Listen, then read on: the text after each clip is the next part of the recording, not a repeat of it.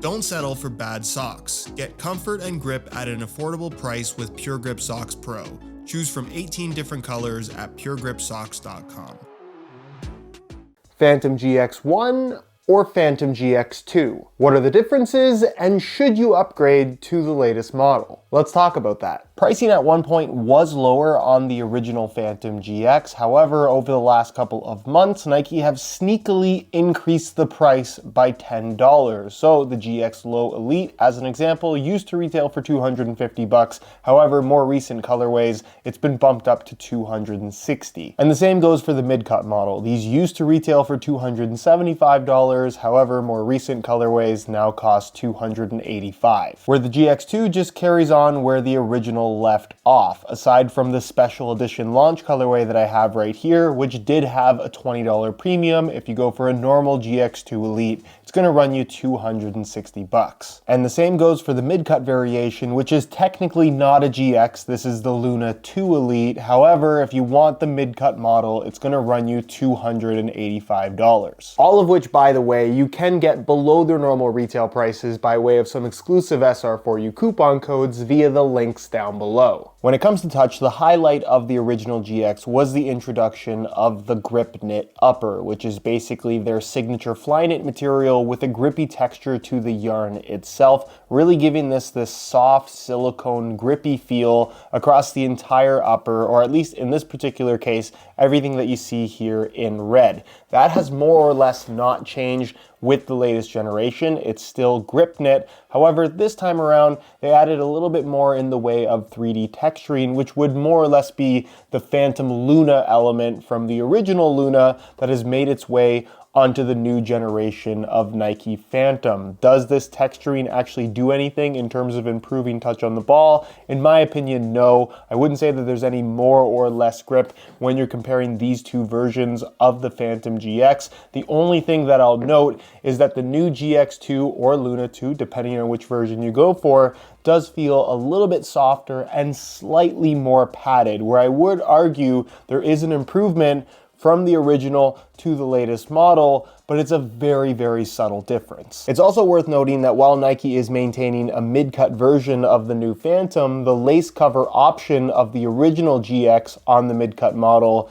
is no longer a thing. So if you really like the idea of having the laces completely covered up by this elasticated fly knit, unfortunately, that is not a thing on the new Phantom Luna 2. Instead, all you're gonna get is a mid-cut collar made from elasticated fly knit that is more or less an exact variation of what we got from, again, the DF-GX1. Not that I think the lace cover really does anything for the performance of this football boot, but it was more justification for spending the extra money on the DF model aside from just getting the collar, which is more or less the only thing that you get for an extra $20 with the new Phantom Luna. So yes, technically the grip knit upper of the new GX is a little bit better, but it's such a small difference that I wouldn't necessarily say that it's worth the upgrade if your current GX1 is still in good shape. When it comes to sole plates and stud patterns, there is some major change on the new Phantom 2 and Luna 2. However, it's not an entirely new design in that it's just the sole plate and stud pattern carried over from the now discontinued OG Phantom Luna, which is a design that a lot of people were highly critical of, something that I found interesting given the fact that I don't think very many people actually tried the Phantom Luna, given that it just wasn't the most popular. And while I've been critical of this design myself, I'm not a huge fan of a lot of the marketing specifically targeted around the Cyclone 360 stud pattern here,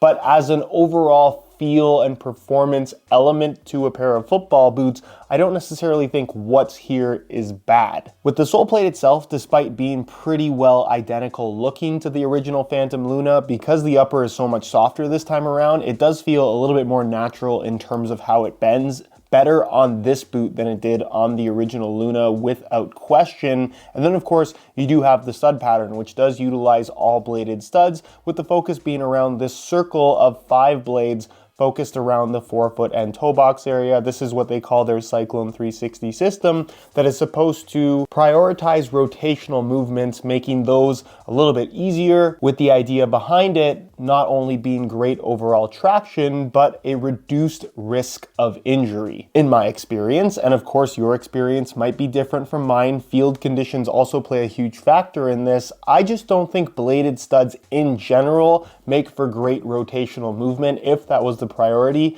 rounded studs, in my opinion, would have been the better way to go. And granted, if it's really nice, firm, natural grass playing conditions, maybe a little bit on the softer side, you can rotate and pivot quite easily on the ball or toes of your feet. However, this ultimately just ends up feeling kind of like a slightly dumbed down variation of the mercurial bladed stud pattern, which is by no means a bad thing, but one that by Nike standards, I would say feels relatively unexceptional while still performing to a very high level. Where the original GX sole plate and stud pattern, in my opinion, of course, features a design that feels more like it's truly prioritizing great traction while not forgetting the importance of twisting and pivoting, kind of combining some three-sided bladed studs along with some more traditional rounded studs. There's also more studs underneath your feet in general, with a sole plate that feels a little bit more flexible than what you find on the new Phantom GX as well as Luna 2. And it's hard for me to say that this is a night and day difference in terms of overall performance, because it isn't. I think really personal preference is going to be a big factor here in terms of determining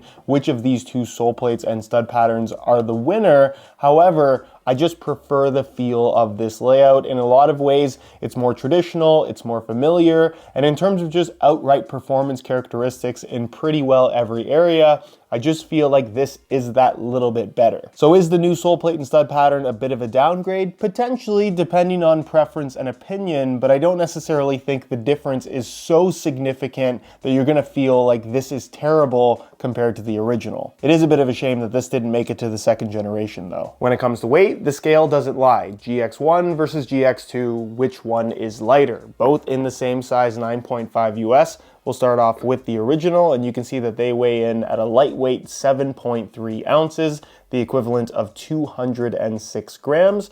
Remember those numbers, and we'll throw on the GX2, and you can see that they weigh in at 6.95 ounces, the equivalent of 197 grams, which is actually 9 grams lighter than the original. A little bit surprising given how similar the overall uppers actually are, but I'm assuming they saved a little bit of weight with this Luna style sole plate versus what was featured on the original. Regardless, while the new one is technically a little bit lighter, the weight difference is so minimal, I'm not sure most people will be able to notice. Now, because of the material used on the uppers of both boots being so similar, they do have a similar feel. The recipe of the original GX does feel continued in the GX2 and Luna 2. However, there are some noticeable differences. The first thing is kind of what we talked about earlier in the video. The GX2 is a little bit softer and has a little bit more padding to the upper. The second thing that they've definitely changed is they've added a little bit of width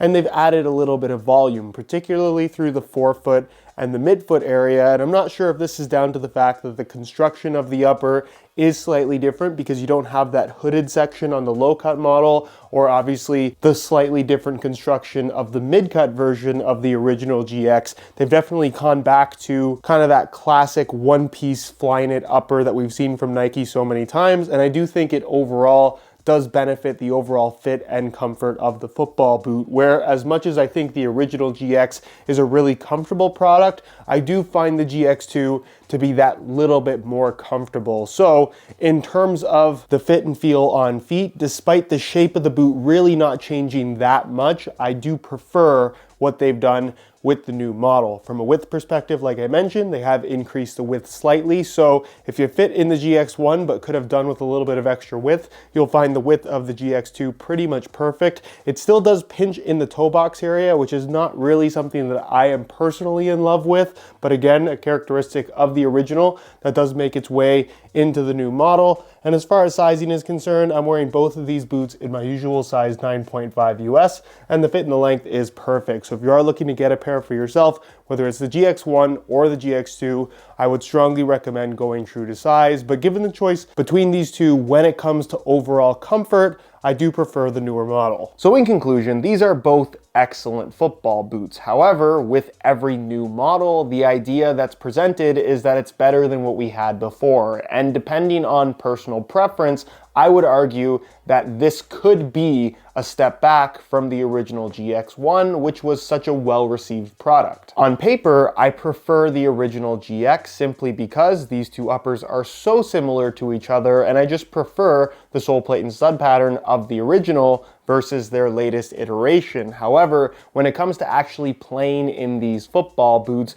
because the new GX2 as well as the Luna 2 is a little bit wider, has increased the volume slightly, and does have a little bit of a different construction to the upper in the way that the lacing system works, it does fit and feel that little bit more comfortable for me. So while I don't necessarily love this sole plate and stud pattern quite as much as this one, for all the similarities that these two boots have, I would personally prioritize comfort and quality of fit over just a little bit of a better stud pattern. In other words, depending on the shape of your feet, you might prefer the GX1 or you might prefer the GX2. Regardless of which one is going to be better for you, just understand that the new generation of Phantom GX2 and Luna 2 is very much a step sideways rather than a step forward. It's a bit of a confusing statement, but the GX2 will only be better for you if it's actually better for you. Think about it.